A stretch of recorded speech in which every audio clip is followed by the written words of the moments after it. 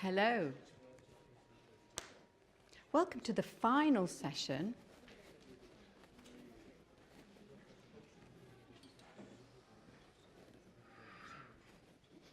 Now, as I said earlier, I do think it's important to bring things to a good conclusion. And already we know that people are running to the airport and some more people may need to leave during the session. But this session is designed to try and bring things to a conclusion. So these are the tasks we need to achieve. We want to hear something from each group about what they have gained, what they have learnt, what they would like to share with the rest of you from this time you have spent together. So we will take it in turns to come up to the front and speak. Now, some people like an audience and speaking, and we only have a certain amount of time. Some people don't like an audience or speaking, but there is still going to be somebody from each group comes up to speak. So, you know, 2 or 3 minutes is fine. We have 6, 7 groups to speak, and then at the end, what I need to do to bring things together is to have some sort of summary and evaluation. Now, I have already distributed the magic pink post-it notes, which I went to beg for from our administrative support, because that is a very quick way to get information back from you. So what I had in mind for each of you to quickly, in handwriting that is hopefully better than mine, is to let us know one thing that you will do differently as a result of the time we've spent together. So in other words, something you may have learnt or decided is important in your future. So that is very reassuring and rewarding for us who've planned this to know that we did in fact create some difference for you. And the second thing I'd like to know from you, which helps us in future planning and strategically, something I would like EULAR to know. Nice open question. I'll just give you my examples here. One thing I will do differently now, I will reduce the amount of material I have planned into my sessions. I say that every time, and I keep trying to reduce what I have to share. In this case, there are some slides I haven't shared with you, but you will be emailed them so you can explore them at leisure. But I will keep trying with that. And something I would like EULAR to know, in this case, thank you for choosing a hotel with a swimming pool. But, yes, because I was there, 7 o'clock swimming. But this is a chance for you to, you know, anonymously express something that you think it would be very valuable for EULAR to know. And quite a lot of the conversations we've had have been focusing on how much everybody's employer asks of them now.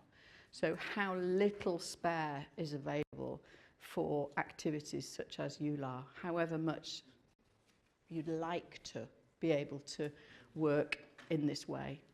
So, you know, do share what is on your mind, because it will help inform us for the future.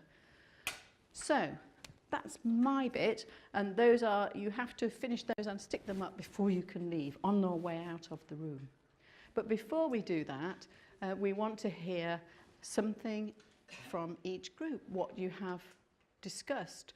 So we will take it in turns. So I would like a group to volunteer to come and share some information first. Who would like to get it over with?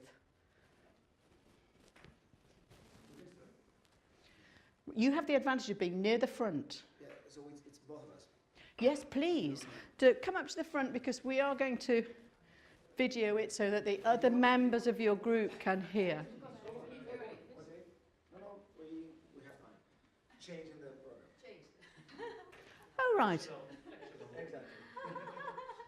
Hello, Els. Hi.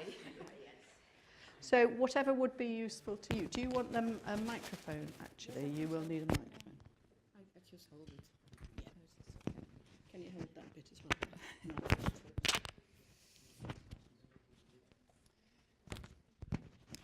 well? I'm the convener of the health professional course. We make lots of plans, and we make a distinction between plans in the short term and future plans. And the short term plans are, the first one is to make more structured, to make the text more structured and shorten the text, and to rearrange some of the models. So we decided to include more diseases in the course, and we were talking much about how to incorporate lupus and systemic sclerosis, and we decided that it would be good to have a model, an optional model on that kind of diseases. We also decided to include some material on cardiovascular risk assessment for health professionals, and we also planned to have a look at the material and to align the material on the results of the health professionals' core competence projects. So we will have a look at the text, and does our material align to that project, so to the results of that project. We also talked about replacement of authors and how to acknowledge authors. Future plans are to include a model on effective communication with patients and stakeholders, and we plan to illustrate that model with videotapes on examples. And we will also make material on professional development of health professionals. And another plan we have is to make pecha-kuchas for every model. So we will have a summary for health professionals of all the material. We won't do that next year, but hopefully the year hereafter. So those are our plans. Exciting. Any colleagues got anything to comment? Anybody got any questions they would like to ask? I can only see. We're having so many ideas. I had to say steady on. Yes. Thank you so much. Thank you. Who would like to come and share next? Yes, you're going to come up in the room.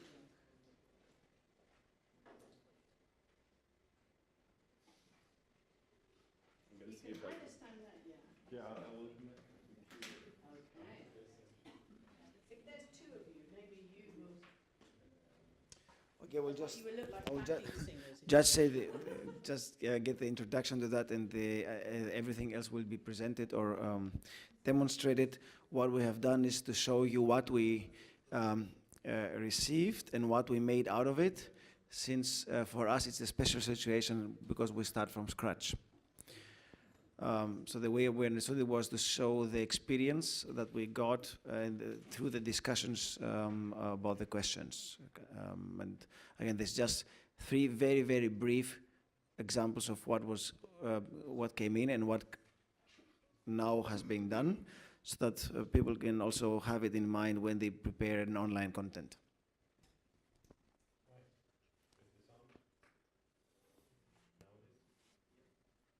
Okay, so we've already done a few questions, or we had done a lot of questions since this was the first time. So, but having this course, we had the opportunity to actually look through them and see what we could modify.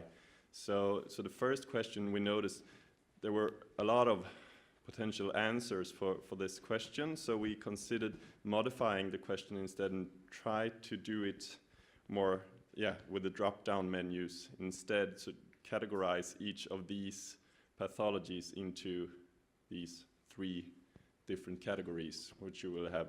So you will have drop-down for each pathology here.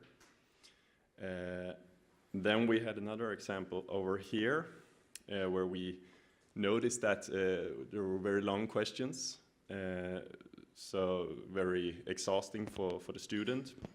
We also noticed that we didn't write how many possible marks there were, and and we also found a duplicate answer. So we corrected it into some more dense and compact questions, and 1 out of 5 is correct, as in the checklist. One thing to add here is, please remember, I mean, I say that and everybody knows it, but I think also for us it was difficult to keep in mind these things will be maybe displayed on a pad. So it has to be as little text as possible with the complete information, which I think we always have to keep in mind during this online course and questions later on. Yeah, sure. And the third example is a good example of a question with very much clinical content or in context, where an MRI is presented and you have a question with pathology seen here. So 1 out of 5 again, and this we thought that maybe you could ask several questions based on one image, or you can do a matching like we've done in the RA module here, that you are supposed to match each and every letter with an answer. So we think that might work fine with imaging. Yeah. Do you have anything to add?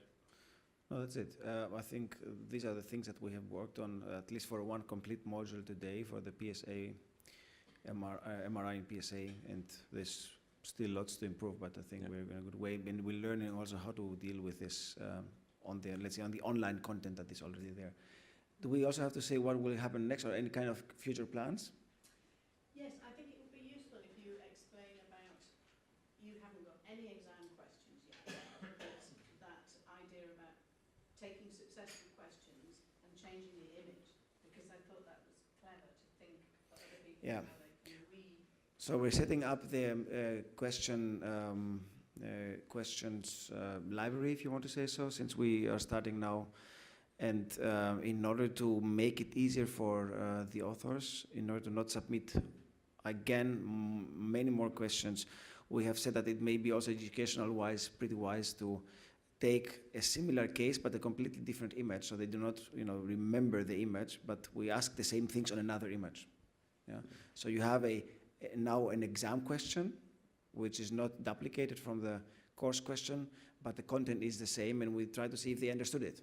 So they didn't, they didn't learn the image by heart, but they will use the content to apply it on another image. That's one thing to deal with, for example. Yeah, and I think that could be an advantage within imaging, actually, to see many images and answer the same question, because you need to see a lot of images to learn it. Right. And I had a chat with some of you also in the break for future plans. There have been beyond the podcast that we already have kind of talked of how to do it. Maybe also we have said that we will try in the new version in 2 years, try to maybe make it even more dynamic by providing on top material which has very short questions and very short answers. That's something that came up, and I think we need to see how we implement that. And the other thing is to maybe also provide it more clinically oriented. This means when we present hand images to have both hands on it, because usually you x-ray both hands, you do not x-ray just one hand. But this is something we need to adapt as time goes by, because we will see what is missing and whatnot. But these are things we will take care of. So in order to fine-tune it better. Yeah. Any comments or questions? Thank you. So much. Let's start from applauding. There's been some really hard work going on. I've seen people in little groups concentrating, even when I wasn't checking on them. Are you going to come up and talk next? Do you want to hold the microphone so that the video camera can hear? Or shout then? Okay. We will shout. As long as you promise it really is shouting. So we will. That's not shouting. And it's absolutely not shouting. I will. No, you hold that. 5 models overall, and okay, thank you. Yeah. Eurovision Song Contest. We reviewed 5 models, and overall there were very good questions with good stems, with leading options as well. However, we identified some problems and errors, and we also discussed how we could improve on Some of the common errors from these modules were the total marks were not adding up, and there were some inadequate options. Some had like 4 options and some had 6 options for 1 mark. And one of the chapters which we looked at, the questions were based on classification criteria, which we thought was inappropriate.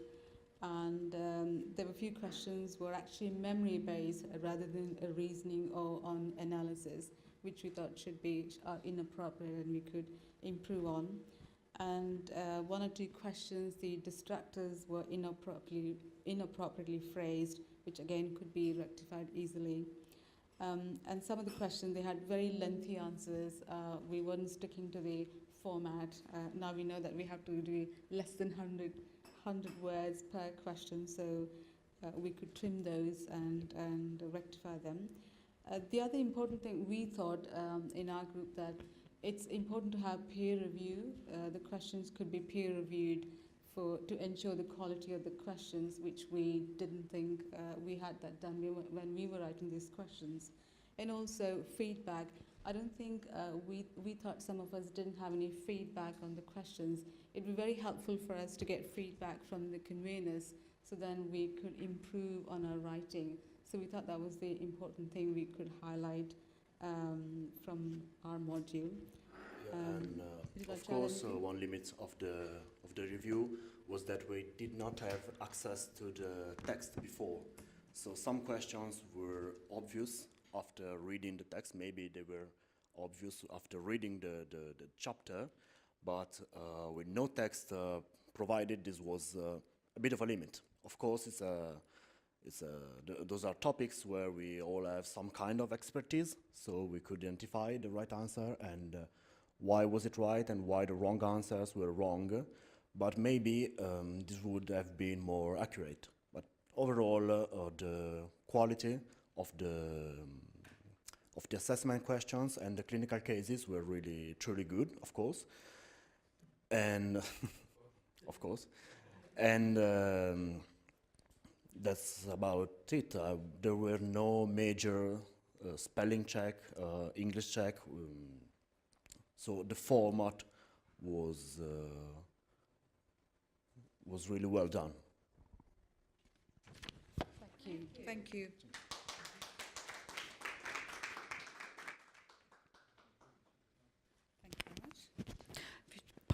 Of course, one needs time in order to peer review and help each other to improve questions.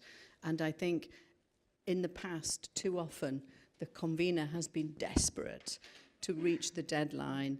I have been desperate to help them. And so the sooner we start to improve these questions, the more possible that sort of peer review is. Yes, Xenophon. I have to say that we forgot to mention that I fully agree.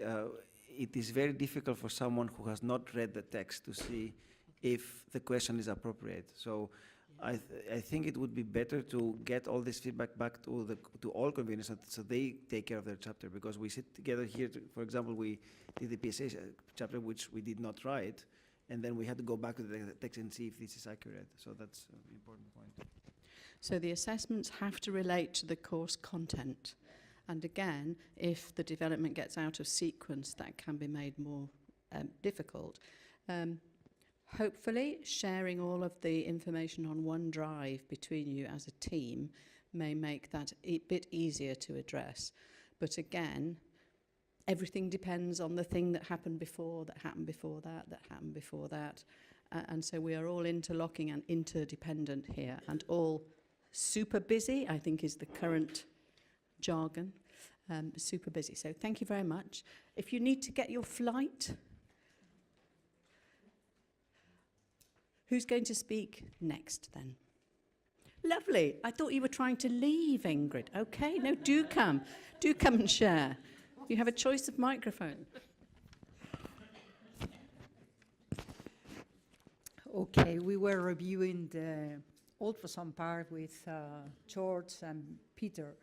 And I am not the one to review the spelling, obviously, because it was written by a UK speaker and very good English, obviously. But we insist in the same message that we received before, that is, we need reviewers.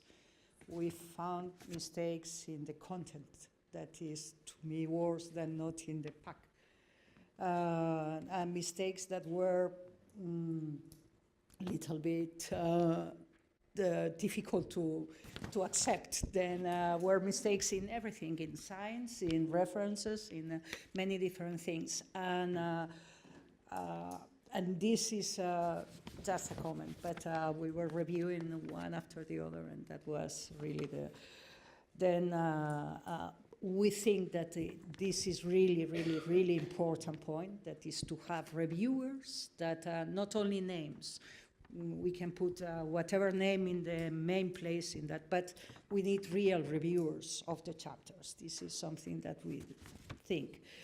Then uniformity in the questions, that was another comment, that were one question was really very long, the other was very short, the other was, then we think that it's better when you are reading that you see something more, with more coherence. I don't know if this is a word. And this is just for fun, but I think we need to avoid comments like it was one clinical case that it was developed in a patient. And one of the comments was, unfortunately, the patient improved. Because I think maybe this is not the message that we want to send to our students. Because it was a clinical case, they want to put the patient in a clinical trial, and then was full stop. Unfortunately, the patient improves. You say, okay. Then this is just for joking, but we were thinking that, but this is the work of the peer review too. That is all. Thank you very much.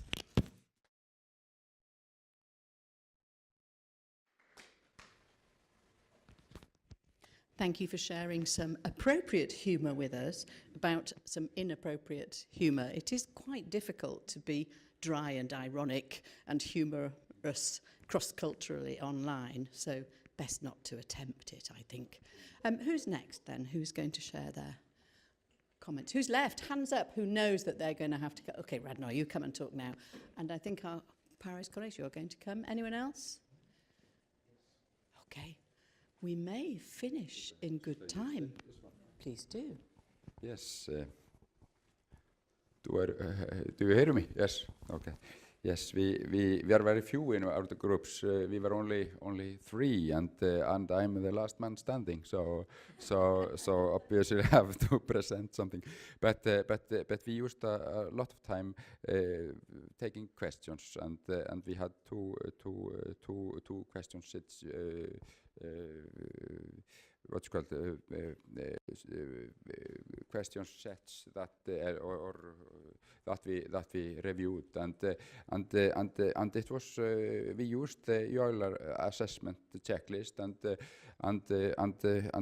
we changed many of the questions from questions to extent the matching questions. So I think that format is very good in clinical questions. It was a clinical part of so it was just clinical cases. So it was very. I think it's better form in many ways than multiple choice questions. So we got a lot of ideas about putting pictures in the question. So it was quite refreshing.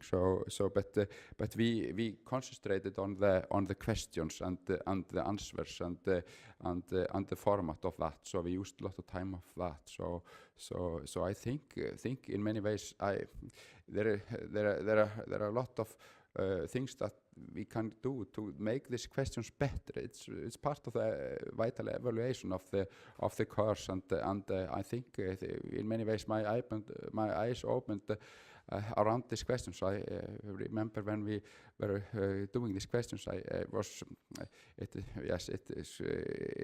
is quite interesting to do these questions. I liked it.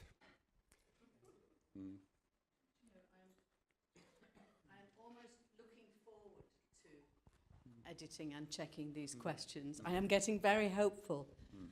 Please don't disappoint me. No, keep going. Keep going. Yes, thank you. Thank you. Yes.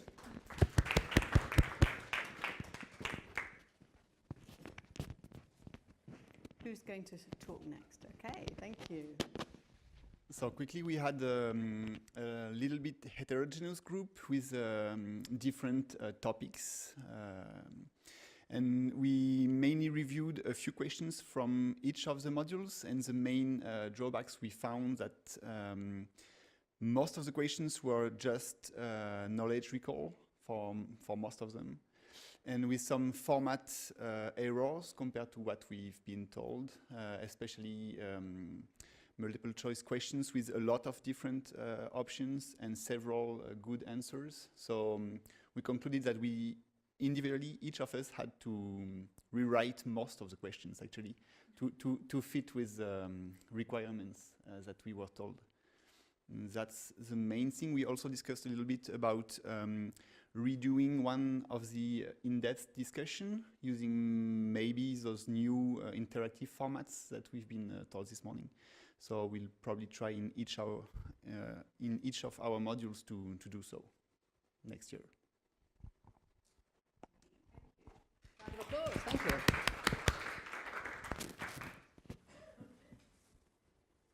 I think it's you next. Yes. They're going to look at each other until one of them breaks. Yeah, come on, we'll all come and sit at the front.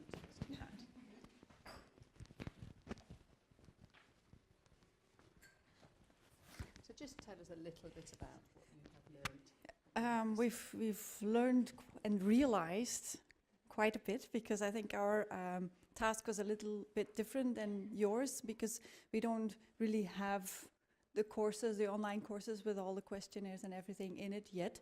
So we actually had to start from scratch and be inventive. So Elsa started working on the video that we have on biologicals and biosimilars currently on the page of the School of Rheumatology.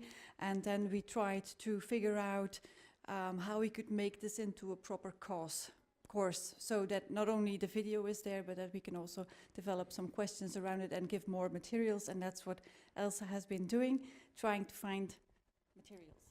Yep, we looked for some materials. There we have already some of them in the EULAR, and but we will be focusing on what patients need to know around biologics and biosimilars, the usual questions, and how we can improve adherence to treatment and so.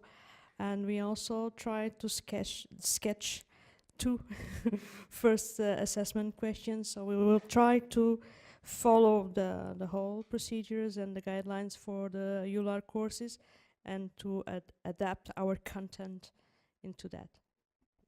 I think, Loretto, she was very helpful this morning during our breakfast work. I think we will have to come back to you guys with all the experience, because for us it's sometimes difficult to write the correct answers. We're not medically trained, so we cannot be 100% sure that whatever answers we come up with, that it's correct. So that that we will certainly need your input for that. Thank you so much.